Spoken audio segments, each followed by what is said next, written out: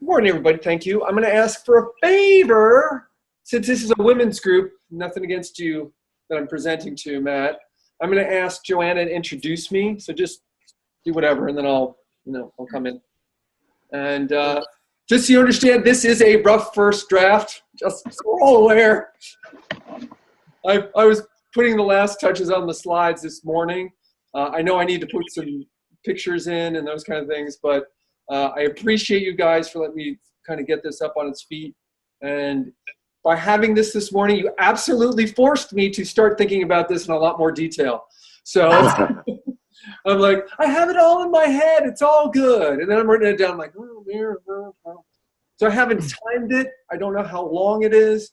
Matt, can you be my timekeeper and kind of give me, like you got 30 minutes, yep, 15 minutes left kind of thing, and let me see how long I go. All right. And hopefully I'll, I was taking all my notes, so hopefully I remember all my stories as I'm going through here. All right, so I'm recording. I've got my people. I'm ready to go. I'm all up at 6 o'clock in the morning. I'm going to make up your introduction. It's going to be great. Yep. So welcome, ladies. I'm so glad to have Chris Knierim here. We're so fortunate to have somebody here that can make this Kappa stuff so interesting, because who would have ever thought we could do a medical device presentation paired with a stand-up comic? You guys are in for a treat today. Please welcome Chris Knierim. Yeah. Thank you so very much, Joanna. For those of you who don't know me, my name is Chris Knierim, like Joanna said. I've been a consultant in the medical device industry for almost 15 years now, and 2 of them have been here at Edwards. Almost 2 of them were here at Edwards. I've had the great opportunity to work on some really high-performing teams, and I've had the opportunity to work on some, let's say, not so high-performing teams. I've had the advantage of being able to see some really great people, to work with some really great people, some people I really consider fantastic leaders. 2 of them are in the room right now. And I've also worked with some people, let's say, were challenging is the word I'll use, that were challenging to work with. So what created those high-performing teams versus those non-high-performing teams? And it's quite simply, it comes down to leadership. And that's going to be the topic of our talk today. We're going to be talking about leadership. I'm going to share some of my slides here with you. So the first question I'm going to ask you today is, have you ever tried to define what a leader is in your own words? Now, I did this on the recommendation of a book that I'm recommending today, is Launching Leadership Revolution, and ask you to try to define leadership. And what you find is it's actually hard to put in your own words, but you know it when you see it, when you experience it. And I've had 2 people that I worked with over an extensive period of time who I would say were really great leaders. But when you try to put it into words, it gets a little muddled. So I'd like us to do something here together. I'd like us to work on what a leader is. Let's try to define it a little bit. And a leader is someone who, and I'll go first. And I believe is a leader is someone who has a compelling vision. So I'll ask you, Matthew, or Joanna, you're not muted, so I'll ask you to go first. Joanna, a leader is someone who, for you, what would that be? Motivates the team. Motivates, good word. All right, Matthew, how about you? What's a good one for you? A leader is someone who leads by example. Leads by example. That's a good one. Thank you. I think there's a quote from Lincoln that I always love. It said, leading by example isn't the best way to lead. It's the only way to lead. So that one's near and dear to my heart. Joanna, do you have maybe another one that you think a leader has, qualities? Recognizes the strengths in others. Ah, strengths in others. I like that. kind of other focused, right? Mm-hmm. Matt, how about you? A leader is like someone who stays positive even in adversity or tough times. Stays positive. I like that. Let's see. We could say faces adversity with a great attitude, right? Yeah, yeah. Okay, good. I like it. But you can see, like, when I asked you, you're like, "Whoa, wait a second." And I noticed here when I asked you, you're like, "Oh, yeah, how do I define what a leader is?" I mean, but you know it. If you had the opportunity to work with somebody who's a great leader, you know it. Right. So I thank you guys for participating. So there's a reason why I chose vision sort of as our first one. I think of like Martin Luther King is when I think of someone as a visionary. And if you remember Martin Luther King's Jr. speech, I have a complaint. No, that wasn't it. All right, it was, I have a dream. He had a compelling dream. He had a compelling vision, and that inspired people to get involved with it, right? So now we've kind of defined what a leader is, kind of going through our little example here. So I'm going to encourage you to define what a leader is in your own words. And then, does anybody guess what I want you to do? You're like, I don't know. What I'd like you to do is I'd like to ask yourself, how do you think you're executing on your own definition of being a leader? So I'm going to give you guys what I call a challenge. I'm not going to call it an assignment. I'm not going to call it homework. I'm going to call it a challenge. And I encourage you to take on this challenge.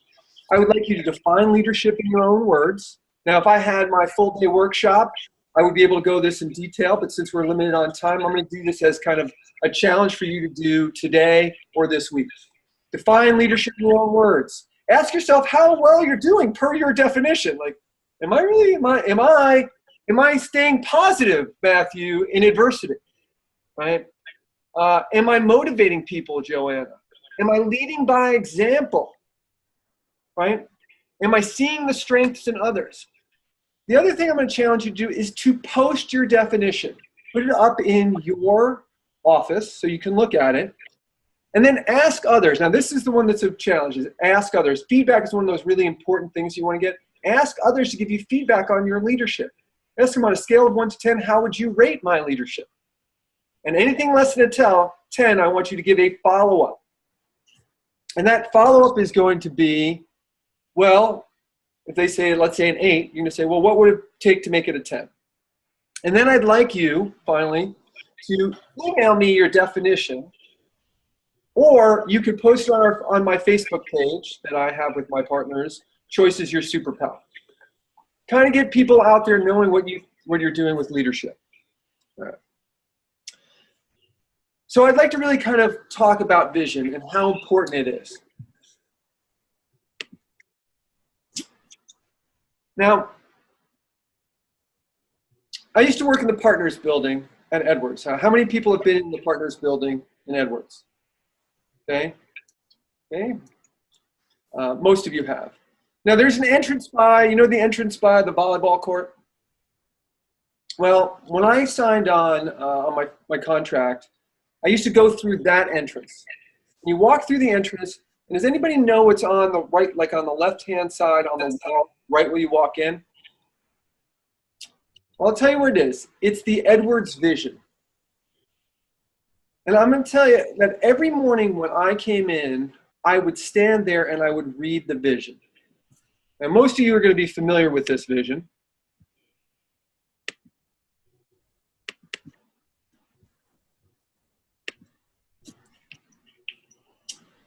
So this is what's posted on the wall when you walk through. And I read this every morning. I read Edwards Quality Policy and Edwards Vision.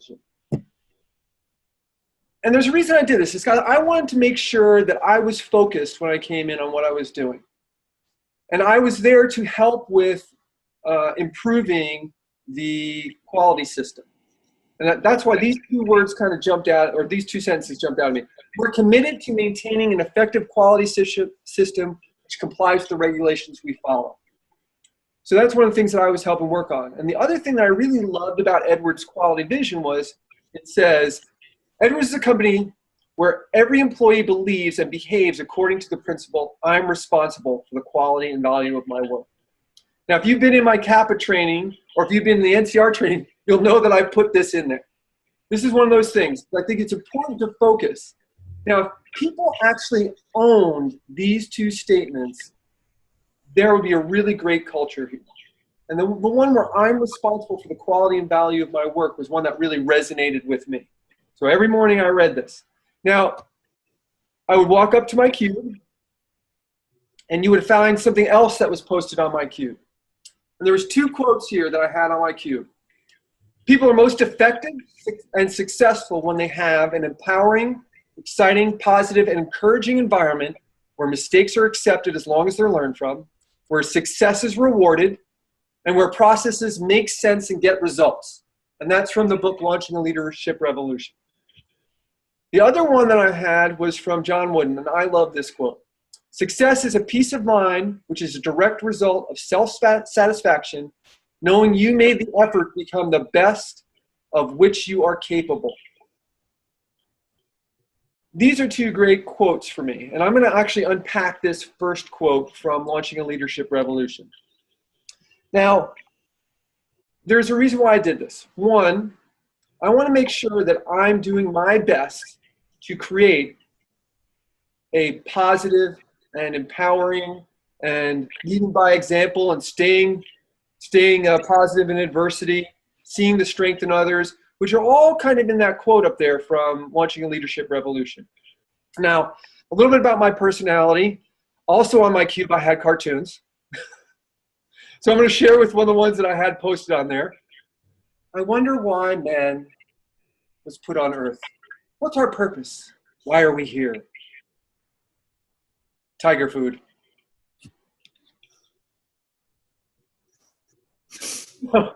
This is one of I love Calvin and Hobbes. So, and I want to share with you one of the reasons why I like to post this on here. Did you know that when you laugh, your brain actually secretes more protein, so you remember things well? Now, so if you were in my CAPA training or the NCR training, you know that I kind of joke around a little bit, and hopefully you've seen that so far in this presentation. But you also, it increases your feel-good chemicals, your endorphins, and it helps build your immune system. So one of these things that I encourage people to do, and I know there's some people that I worked with had posted cartoons, it kind of gives people an insight into a little bit of your personality, and also puts people kind of in a good mood. So I recommend that you do this also. Here's another one I love from Far Side, since we're talking about leadership. Inadvertently, Roy dooms the entire Earth to annihilation when, in an attempt to be friendly, he seizes the leader by the head and shakes vigorously. Since this is a women's group, I couldn't resist this one. You're kidding. Your leader is a male? So I thought you guys would like that one. So let's talk a little bit about the book that I'm kind of recommending that you read, and was kind of the reason why I came here to speak today. This book was written by Chris Brady and Orrin Woodward. They were both ranked in Inc. magazine's top leadership and management experts of all time. The interesting thing about Orrin Woodward is he's the only person on the list that actually mentored someone else on the list, which was Chris Brady. So when we look at this quote and this idea of people are most effective and successful when they have all these things, I was actually I've had the good fortune of being on a very high performing team that really was successful at executing on these ideas. So what did they do? The leaders were really good about empowering people, making things positive. This kind of sounds familiar based on what we talked about before. We had an encouraging environment, and success was rewarded. And I'll kind of summarize this for you. What the leaders did is they created a culture of appreciation.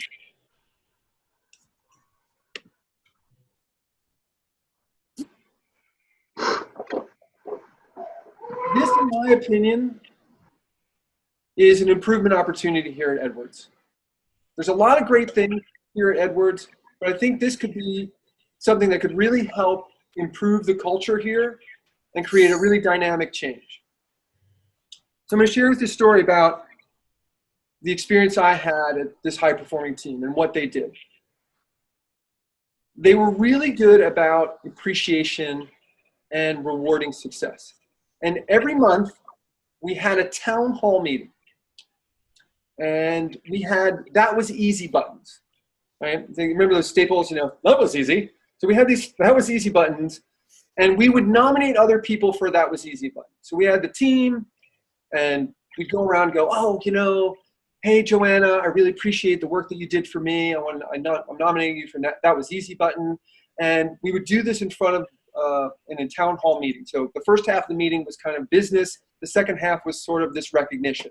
So Joanna would get the that was easy button. She'd get a $10 gift card to Starbucks. And, you know, we had everybody kind of doing this. Now, where I worked before also had spot awards. So there were actual monetary awards up to $1,000. You could do anything from $100 to $1,000 depending on what the award was. So I could say, Matt, I would tell my boss, hey, I would want to nominate Matt for a $500 spot award because of the help that he gave me on the software development. And we would go through that. So we do the easy buttons first. And then we would do the spot awards, and like, you know, Matt getting a $500, like, wow. And they would talk about, I would set up something or talk about Matt and tell everybody what he did for me. Or if it was an easy button, I would tell Joanna, and other people would talk about the other people and what they appreciated about them. Now, I want to tell you why I think this is quite simply pure genius. And that is, every month, we thought about what we appreciated in our colleagues. And we got an opportunity to articulate that. So we were creating a culture where people weren't going, Joanna, man, she does this, or man, we were going, what do they do and what do I appreciate about them? And we did that publicly. And these are really kind of the key elements of creating a great culture. And in that culture, that team that I was on, I'll tell you, if I ask somebody for something like, Chris, what can I do for you? Yeah, I'm busy now, but I'll get that for you for tomorrow. And because of that culture, same thing. When somebody asks me for something, I'd be like, Joanna, absolutely. Look, I'm very busy right now. Can I get it to you on Tuesday? That was our entire team culture. And we ended up winning a very prestigious award. We won the President's Award for Abbott. It's one team in the entire company gets this award a year. So I was on that team. Now, that was easy buttons. There was the monetary rewards, but do you know what the one award that people got really, really excited about? It was the Get Her Done Award. So you know the guy who plays Mater? You know, get her done. You know that guy? We had a hat that says the Get Her Done Award, and we had a hat, and it was put in a glass case that looks like it was designed by an 8th grader in woodshop. It was the cheesiest thing, and it was in this glass case, and it said, get her done. And people would get so excited about this award because they would take this award and they would put it on top of their cube. And they got to have that for the entire month until the next month when we had our meeting, and someone else would get nominated for the Get Her Done Award. Again, the genius of this, when you think about it, or what was so effective about it, is it drew people's attention to being successful. So you wanted to create a culture that's rewarding success, that's focused on success, that's focused on getting things done, about appreciating one another. These are the kind of things that I encourage you to do as leaders in it. Get back to my slides here for a moment.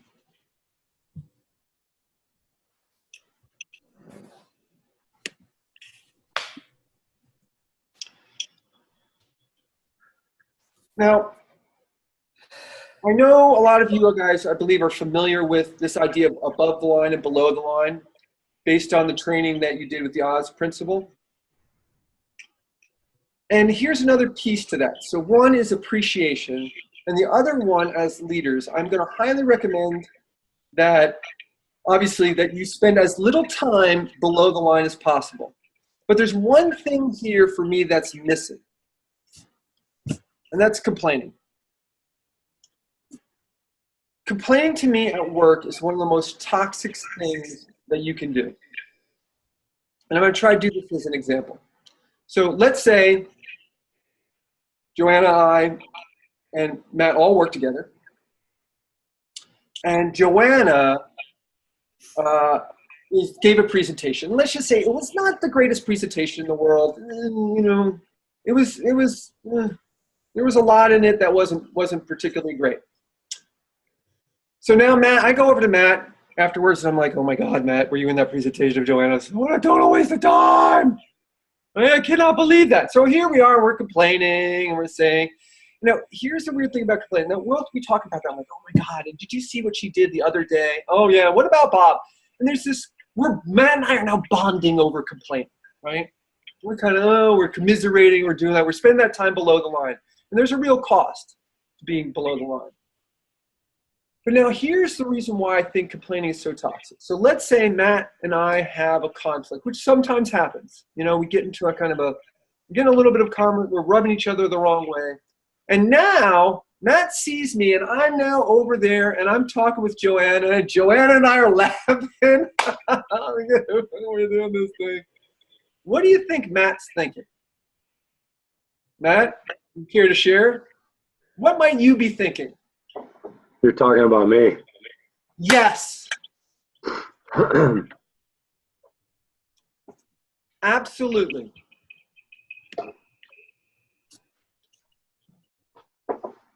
Because why? Because I position myself as someone who will talk about someone when they're not there. I will complain about people when they're not present. And as a leader, I strongly encourage you to think about giving up complaining, particularly at work. Now, I'll tell you, I've challenged people all the time to give up complaining when I'm at work. I've mentored a few people actually at Edwards, and at the company I'm currently with, I kind of meet with some of the younger engineers and people who have kind of potential or have reached out to me. And one of the first things I do is I encourage them and I challenge them to give up complaining. And now for some people are like, oh my God. Ooh. And for some of the people are like, I don't really complain. Well, I don't think I complain that much. And you'll find out you complain a lot more than you do. But it's absolutely toxic, in my opinion, in business. And remember, as a leader, you're positioning yourself and you're setting the example. I believe, what was it? Leads by example was one of the things that we had talked about earlier. So if you're complaining, you're saying it's okay to complain. Now, I'm not saying you can't get frustrated and be like, look, I'm feeling frustrated. I would much prefer to feel this. So let's focus on the solutions that are going to make that happen. So those are the things that I encourage you to do. It really is one of those things that is a very dangerous thing to play with. And I challenge you to do an experiment on this.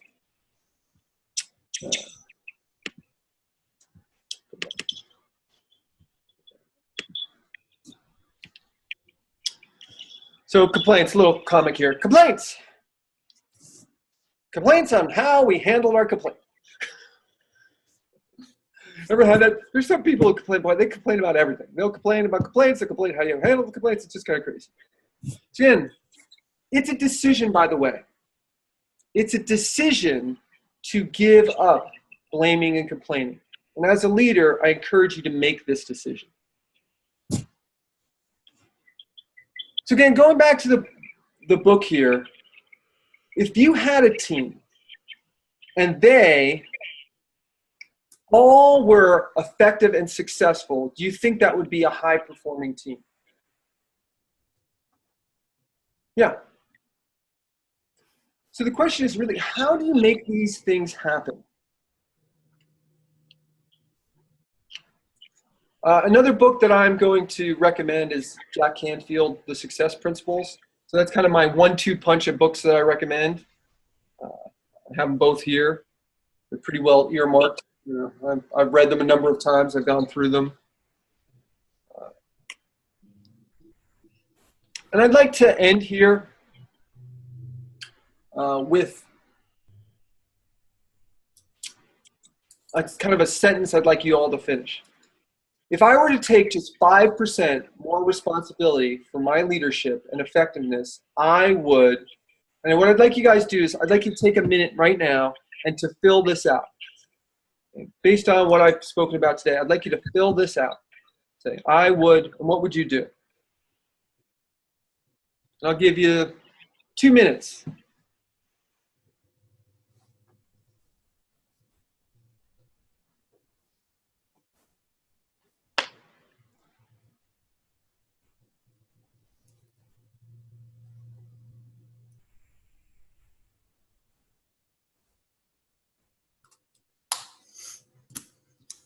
I'm setting my timer.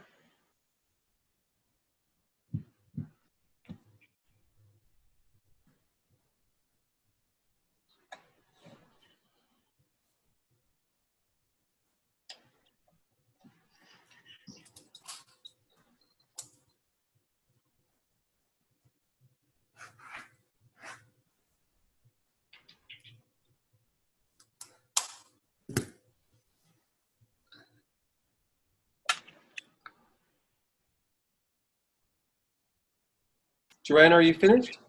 I am. Matt, are you still working? Almost done.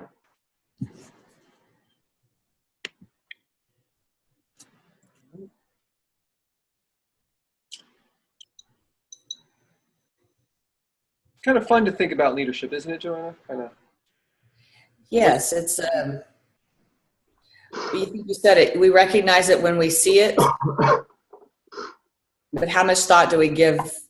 What is it that we see that we admire, appreciate, or respect?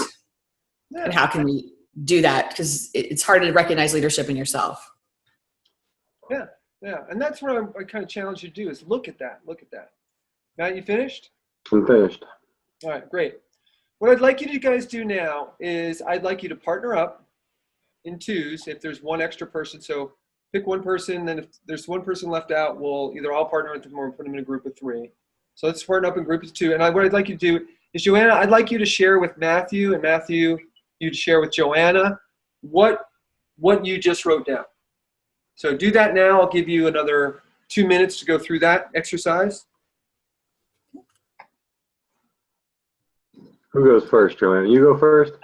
The person with the longest hair goes first. That's easy. So I think from taking a 5% more initiative on my leadership, I would take the time to thank the people who report to me and let them know I appreciate them for their contributions, and be very specific about a task or a skill set or an attitude that I truly think contributes to the team. And then I will mark my calendar on a regular basis to make sure I do this on an ongoing. So whether that's a monthly or a biweekly, so that it's not just a one-time, hey, I told you I love you, should know that 20 years later. I would need to remind them what it is that they're doing well and the thing that I'd like to see more of, not in telling them that, but in just acknowledging and respecting the work that they do and the contributions to the team. We try to remember to do that, but I think setting the reminder to continue to do it is probably the bigger part of that 5% for me. Sounds good. I like that. The appreciation goes a long way too, so that is good. Nice. I wrote down that I would find more ways to motivate myself so that I came in with a positive attitude and find someone to help every day. Great. So. All right, is everyone done? Yep. Yep. So how'd that feel? It was really empowering. It was, man, there is something I can do to be a better leader. Like now I can do it. I can do it this morning when we get off this call. I know who I'm going to text. Beautiful. Matthew, how did it feel for you? It's kind of the same, empowering, because like you said, it's hard to put it into words when you're just thinking about it, but once you're forced to, you do see concrete things that you can do to be a better leader. Yeah. Well, there's a reason why I really wanted to kind of do this exercise here. And that was for you to really get to own it, like that whole idea of empowerment. I mean, we go back to what we said at the policy at Edwards, right, is I take 100% responsibility for the quality and value of my work. Well, you can take 100% responsibility the quality and value of your leadership too. But the first thing you have to do is you have to define it. What is it? What are the qualities that you admire? What are the qualities that you want to see emulated in the people that you're working with? And then the idea here of sharing it makes it more real, doesn't it? It's like one thing to do it as an intellectual exercise, but when you have to talk to somebody else and go, well, I have to share it? Oh, okay. It completely kind of changes the dynamic with you. So these are just kind of good things that you can play with to kind of develop what you want to do in yourself. And I encourage you to find maybe another partner here, an accountability partner in the leadership, in this leadership group, and say, okay, let's hold each other accountable to executing on these ideas. Thank you guys for participating. Thank you for sharing. Just so you know, what I would do is, since I heard you guys, I would ask people to share with me. So it might go a little bit longer based on that. Okay.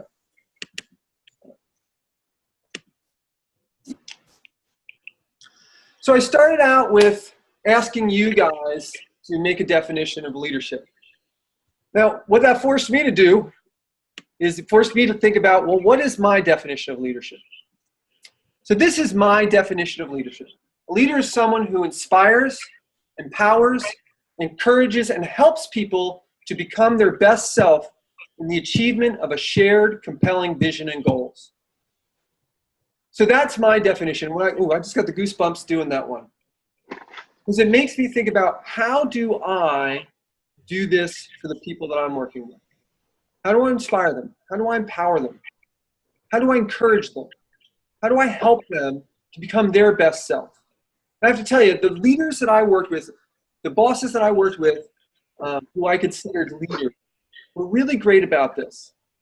They wanted you to become a leader. There's actually 5 levels of leadership. First, you have to learn, then you have to perform, then you lead. And that's usually where people get stuck. The next level of leadership is developing leaders who develop leaders.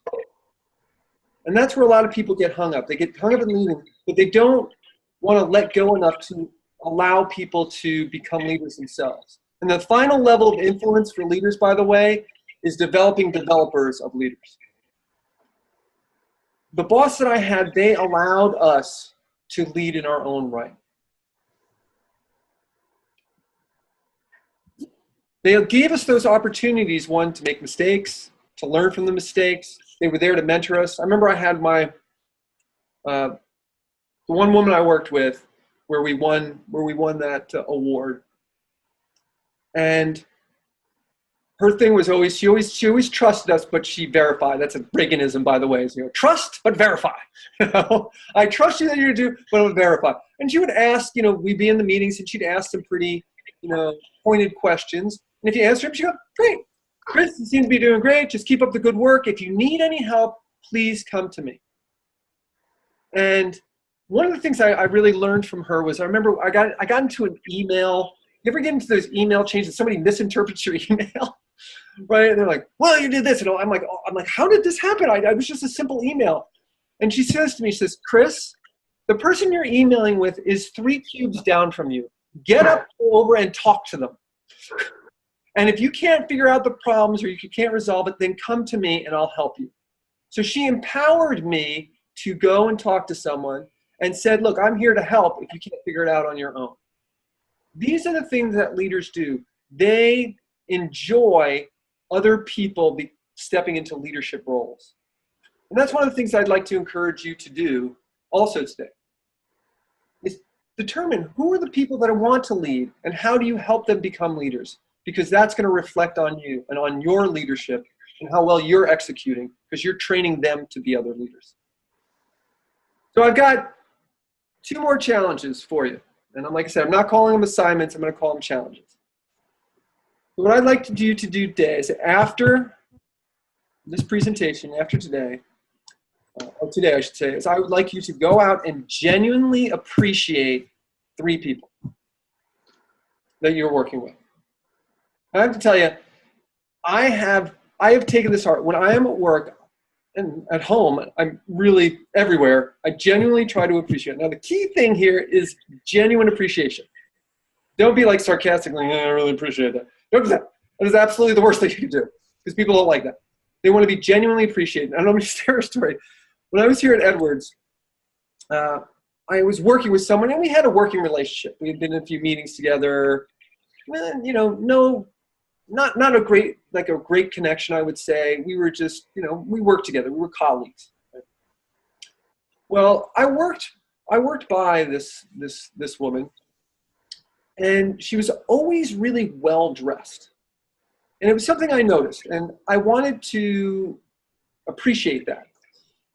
But I also wanted to be really careful. I wasn't going to get me pulled in front of human resources, right? And I'm thinking to myself, like, how am I going to do this? I mean, it's something I noticed. She obviously puts a lot of time and effort to it. And it kind of made me start thinking about, I could probably do a little better job of looking a little more professional at work. She's always so well put together, always looking so professional. And I didn't know quite how to do it. And I started thinking about it. And I went over to her and I said, you know what? You inspire me. Now again, this is not somebody I have a great relationship. And she looks at me, she's like, what? I said, you inspire me. I noticed that you're always looking so professional. You're always so well dressed and so professional. And I'll tell you, in that moment, she looked at me and she was just like, thank you. Thank you for that. After that, every day she became a friend from that one appreciation that I did. One appreciation I did, sincere appreciation. She came to me and she would always go, Chris, that color's good for you. I like the pink. I like when you wear the bold colors. And all of a sudden we had this conversation because I genuinely appreciated her for something. You want to change your culture. You want to create a high-performing team. Appreciate people. People you work for, people who you work with, people who work for you. Genuinely appreciate them. Both of the bosses that I had genuinely appreciated people who I considered great leaders. Right? One of them is the VP of hardware. And I'll tell you, I remember a story. He was at his desk and he was writing an email while we were there. He says, hey guys, can you hold on 1 second? I want to get this quick email out. And he's writing it. He's like, and he's going through it.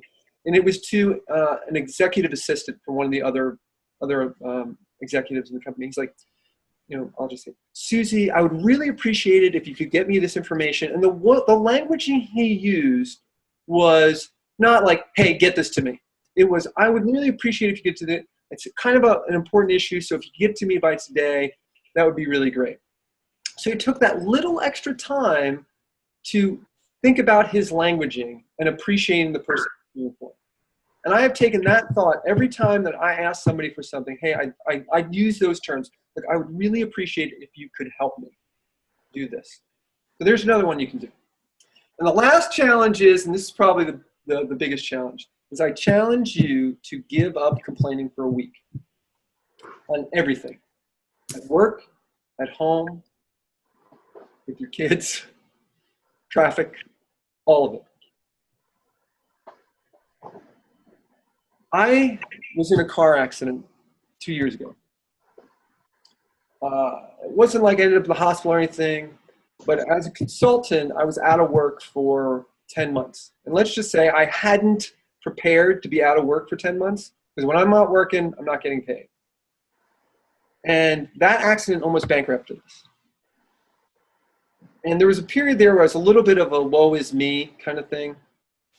But this was what really got me excited about leadership and success. Was I went, you know what, that isn't helping me. And I started deciding, well, what can I do to get better? So since that time and during that accident, I got to the point where I said, well, either we're going to have to declare bankruptcy or I'm going to have to go back to work even though I'm not ready. I went back to work and I had to fly between two facilities. So I was working here, one facility here, and they had another facility in another location that I had to fly to. And I was in so much pain, I was wearing 2 back braces when I got on the plane. And I would literally do like Lamaze breathing. I'd be like, hurt so much. I had 2 back braces, one on my upper back, one on my lower back. And I would get off the plane like I was 90 years old. So I'm like, get in my rental car, going to work. And I would sit there and the pain was difficult to deal with. And instead of complaining about it, I focused on what were the solutions. I said, well, I don't like this. What would I prefer? So instead of complaining about something, focus on what you would prefer. I prefer to be feeling healthy, feeling strong. I had put on about, go ahead, about 30 pounds, since that accident, because I wasn't exercising, I was eating, it's an easy formula, by the way, to put on 30 pounds is stop exercising and eating properly. And I really just wasn't feeling well. And I started focusing on all those things. So since that time, I've healed all those injuries. I've lost the 30 pounds plus some that I put on. So I would just say complaining is just not effective. It just isn't. And it isn't setting a good example. So that's my final challenge, is to try that. Try it for a week. I just recently did this with one of my accountability partners, and he decided to give it up for 30 days. And he realized just how much he complained and how different his life is. So to recap, there's 3 things I'd like you to do. 1, I'd like you to do the leadership. Define what leadership is. Ask for feedback on it. 2, I'd like you to genuinely appreciate people. And 3, I'd like you to give up complaining. So these are the 3 things that I'd like you to walk away with today. Hopefully, I've given you a few things that you can do to become a better leader today, to help you build a more effective team. I thank you for your time, and I highly recommend that you read the book, Launching a Leadership Revolution, and the Success Principles. Thank you for your time.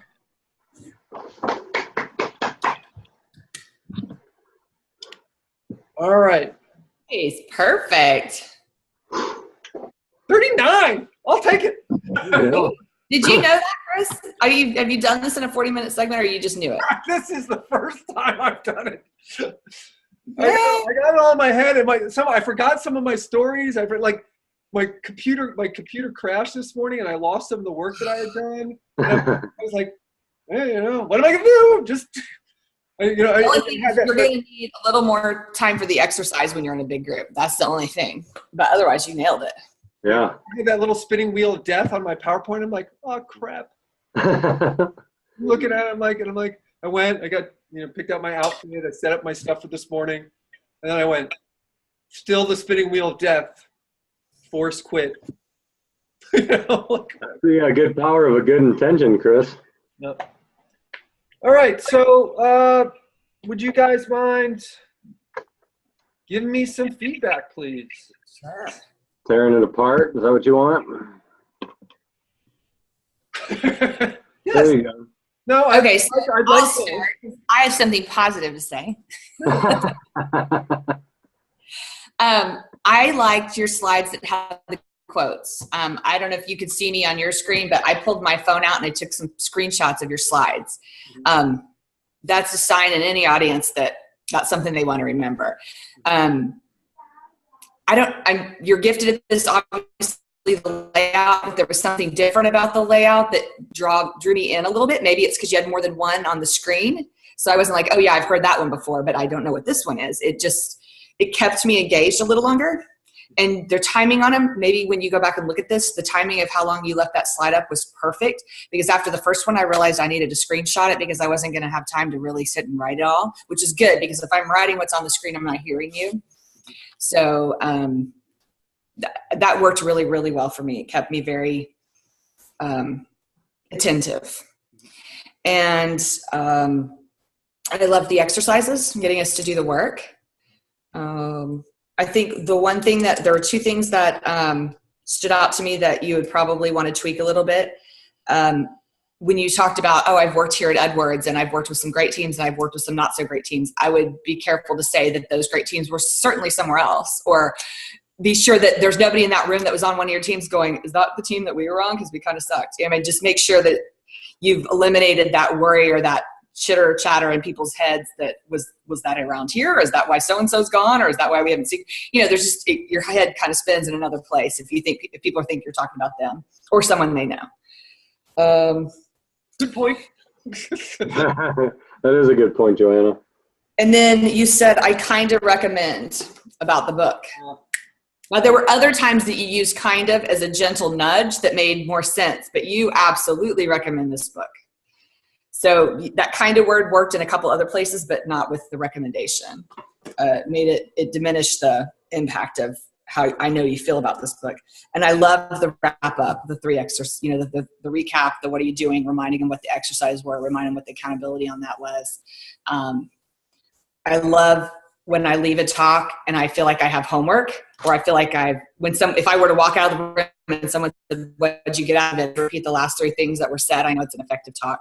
Otherwise, I just feel good for a minute and go, yeah, that was cool team building. Hope so-and-so was listening to that. When you put it on the person, the participant, to what they're responsible for, I think it takes it to another level of acknowledgement or soaking in. It was great. I loved it. Okay. Well, thank you. That was some great feedback. Doing it the first time, you're maybe not as precise as you sometimes do, so it's good to hear the feedback and get that. So I really appreciate that. Thank you. All right, Mateo, the hairman. So it was good feedback, Joanna. I appreciate you for that. And Chris, that was a good talk. I was into it. I enjoyed listening to you. So that's a good start.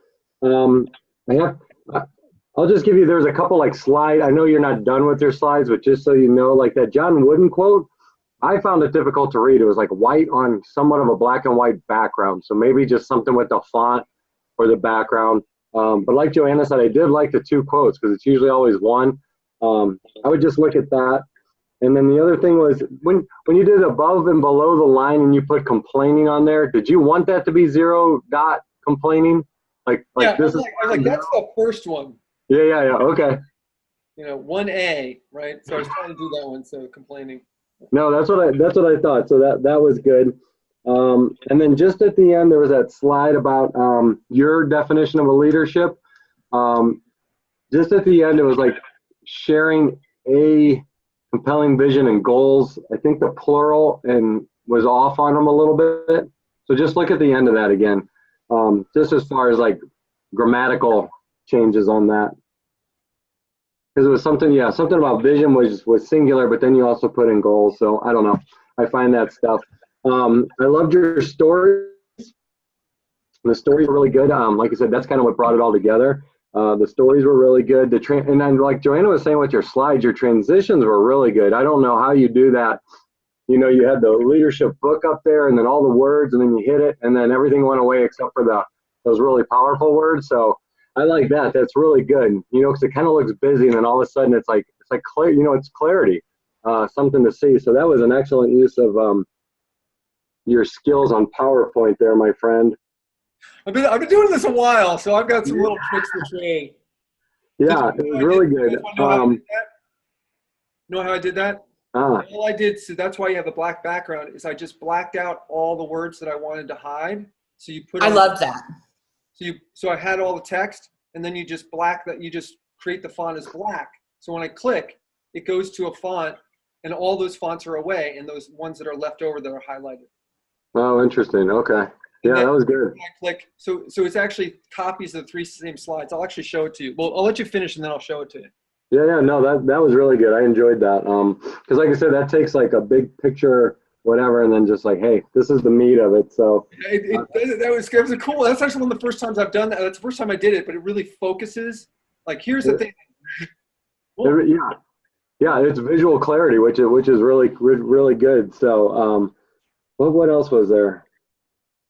Oh, and I really like the example you gave when you were talking about, we were complaining about Joanna's speech, but then I saw you guys talking over there and laughing, and I thought that was a really good, like, real day thing that probably goes on a lot, especially in bigger companies. So that's an excellent story that you need to keep.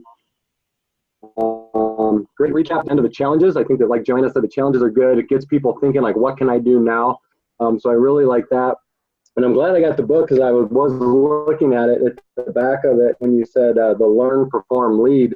One thing just about the learning, as you brought up the books, you can say, as a great leader, continuous learning is highly important, and I recommend these 2 books. You can kind of tie that in, I think, a little bit, instead of just a recommendation, say, it says it right here on the book, you need to continuously learn. So if you haven't, I recommend this book and the Success Principles, and you can kind of tie that into the book's definition of what a great leader is. So you can get started today just by reading. You know what I mean? So yeah, I thought it was good, man. I think that's all I got. All right. Beautiful. Thank you, Yeah. guys. Again, I appreciate you let me steal our time on Saturday to go through this. And most importantly, I like the fact that you're like, well, this is the only time we have it. I'm like, crap. I got to put this thing together. So it really forced me to kind of put it, it was interesting about this exercise is I had so much that I wanted to go through and I had to pare it down. So I'm like, I only got 40 minutes and I don't have a workshop. By the way, I don't know, you guys didn't say anything. What did you think about email me or on the Facebook page posting? Yeah, I love it because you did it early on, so I forgot to write it down because I was like, well, of course we're going to get people to do that. So that leads to my next question. Do we have a Facebook page yet? No. So we have I feel bad because I know that's something I could do. My plate is so full at the moment, getting ready to go to BTS next week, that I hate to take on something I would potentially. This is what my wife's for. And that's what this end is for. She's really good at Facebook.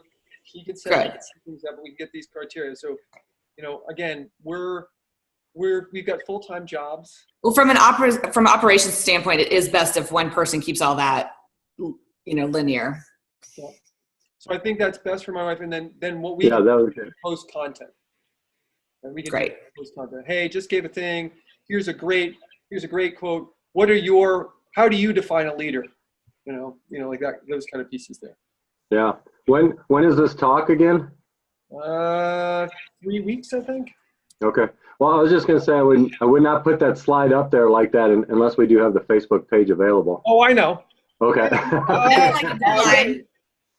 That was what we call is a motivator for me on those things.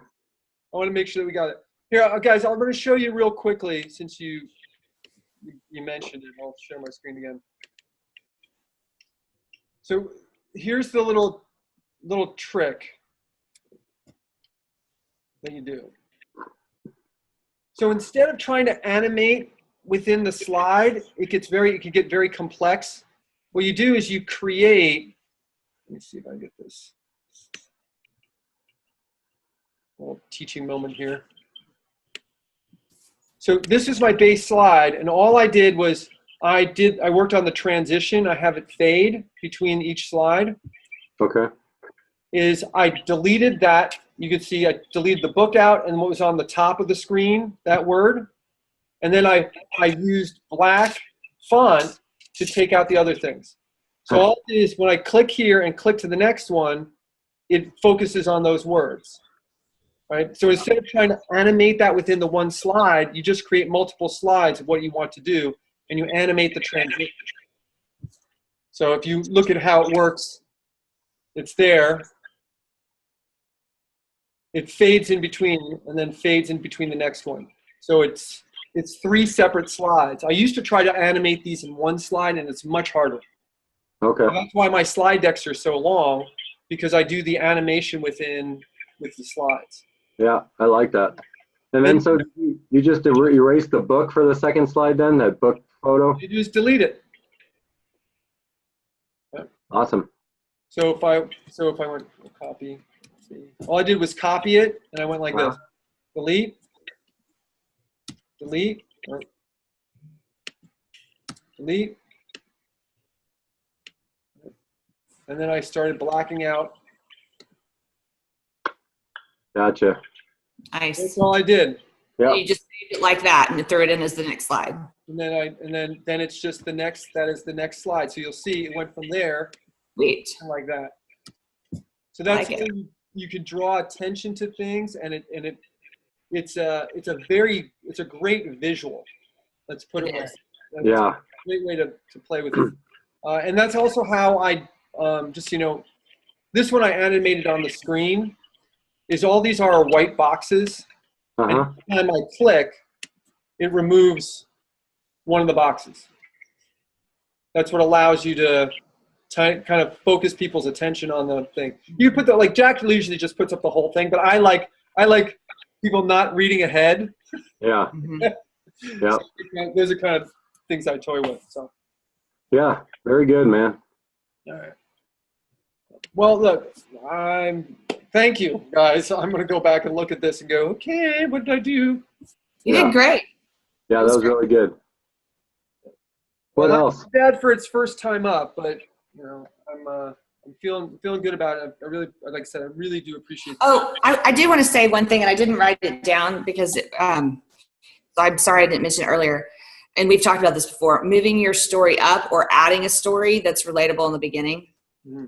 Other than the fact that you have a shared experience with these people with Edwards, I would tell a story of something that went well, or that was funny, or that you screwed up, or you fixed, or the, you know, use your example of it's okay to make mistakes, because the relatability increased as you went on and told more of yourself.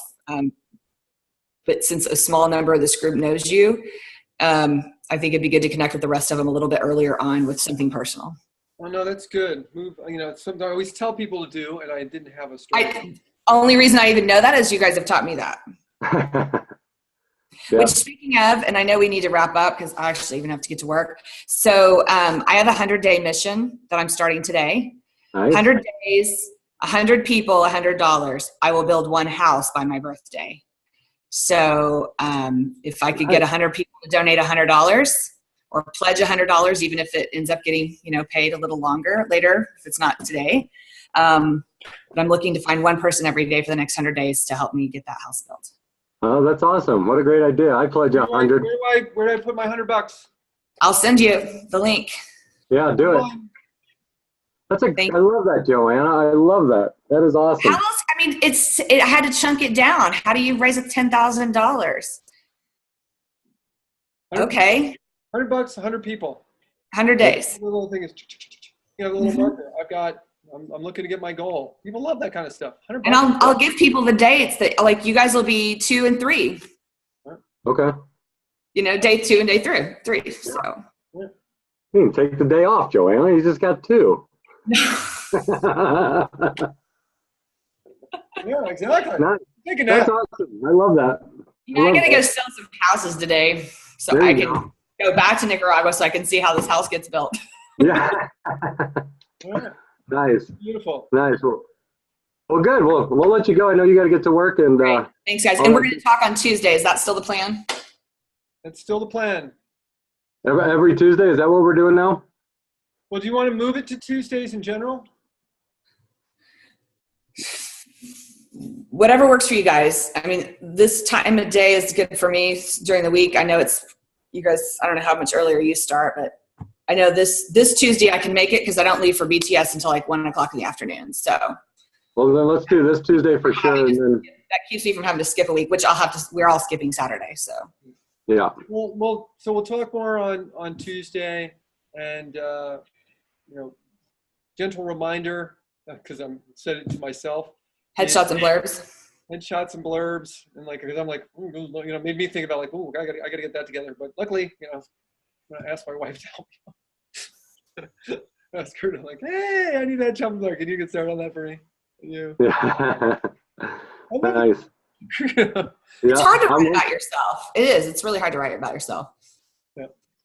Well, it's gonna have something we're gonna have to get used to. All right, guys. Look, thanks, guys. Appreciate it. All right. Appreciate you guys. Thanks for your donations. I'm excited. I'm doing that post right now, and then I got to go to work. All right. Sounds good. Good job, Chris, too. You guys take care. Have a great day. Appreciate it. Bye.